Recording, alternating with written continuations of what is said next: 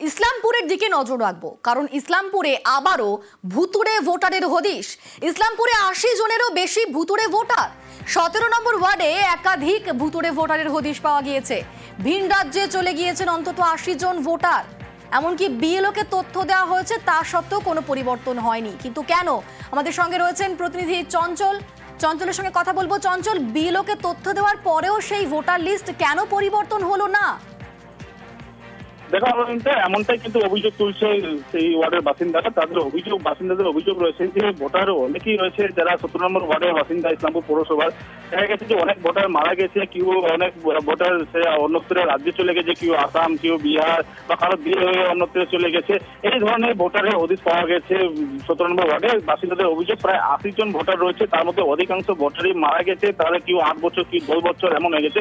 এই সমস্ত তথ্য বিএলওর হাতে দেওয়া সত্ত্বেও কিন্তু কোনো রকমের সেই ভোটার লিস্ট পরিবর্তন হয়নি বা কোনো কাজকর্ম হয়নি, এমনটা কিন্তু অভিযোগ তুলছে বিএলওর বিরুদ্ধে। এই নিয়ে কিন্তু ক্ষোভ উগড়ে দিচ্ছেন সেখানকার বাসিন্দারা। তবে এই নিয়েও কিন্তু রাজনীতি শুরু তুঙ্গে রয়েছে। ধন্যবাদ চঞ্চল। বিগত ৫ বছর আগে আমার বাবা মারা গেছে, কিন্তু আমার বাবার নাম ভোটার লিস্টে এখনো বর্তমান রয়েছে। ২০২৫-এর লোকসভা ভোটের আগে যখন এখানকার যারা বিএলও যারা কাজ করে ভোটার লিস্টে, তাদেরকে জানানো হয়েছে, কিন্তু তারপরেও ভোটার লিস্ট থেকে নামটা কাটেনি। আমি চাচ্ছি ভোটার লিস্টটা সংশোধন হোক, যারা মারা গেছে তাদের নামগুলো কাটা যাক, যারা এখানে থাকে না বর্তমানে তারা বাইরে চলে গেছে, ২ জায়গায় ভোটার লিস্টে নাম তাদেরও আছে, তাদেরগুলো সংশোধন হোক। ভোটার লিস্টে মৃত ব্যক্তির অনেকের নামই আছে, ওই মৃত ব্যক্তিদের নাম ডিলিট করা হয় নাই। মৃত ব্যক্তি আছে ৭০ হইতে ৮০ জন, আর এখানে থাকে না আগে ভোটার লিস্টে নাম আসেল ওই ধরনের ব্যক্তি আছে ২৫ হইতে ৩০ জন। নির্বাচন কমিশনারের যে যারা আধিকারিক আছে তারা ঠিক মতো কর্তব্য পালন করে না, তার জন্য এই অবস্থা।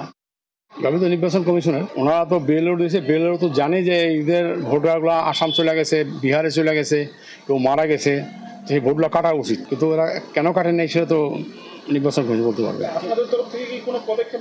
আমরা তো লিস্ট করে দিয়ে দিচ্ছি, গাফিলতিরা নির্বাচন কমিশনে যাবে, বেলর তো ওদের আন্ডারেই। আমরা তো বেলকে বলেছি যাদের নাম আছে তাকে তোমরা বাদ দিয়ে দাও, কিন্তু বাদ দিচ্ছে না। আর ইসলামপুরের এই ঘটনায় রাজনৈতিক তরজা তুঙ্গে। এটা তো ইলেকশন কমিশন অফ ইন্ডিয়ার দায়িত্বতে আছে। কতগুলো ভোট ডেড আছে, কতগুলো ভোট শিফট হচ্ছে, কতগুলো ভোট আপনার ট্রান্সফার হচ্ছে, এটা তো ওর ডাটা। উনাকে তো ডাটাটা পাবলিশ করার দরকার। যতগুলো ভুয়া ভোটার আছে বা ভোটার লিস্টে ডিলিট হয়নি, এটা দায়িত্ব ওদের। ওরা তো অর্ডারও করছে না, দেখাচ্ছ না, কিছু বলছো না। এখানে যারা নির্বাচন কমিশনের কাজটা দেখা করছে, মানে রাজ্য সরকার যাদেরকে নিয়োগ করেছে তারা এই কাজটা করেছে, এবং সেটা সম্পূর্ণ এখানে শাসক দলের যারা নেতা আছে তাদের ইশারাতেই তারা এই কাজগুলো করেছে। এবং এই ভোটারগুলোই পৌরসভাতে শাসক দল এদেরকে বাইরে থেকে নিয়ে আসে ভোটটা দেওয়া, এইটা সম্পূর্ণটাই শাসক দল যাদেরকে নিয়োগ করেছে সেই সব দুর্নীতিবাজ বিএলওরাই এই কাজটা করেছে।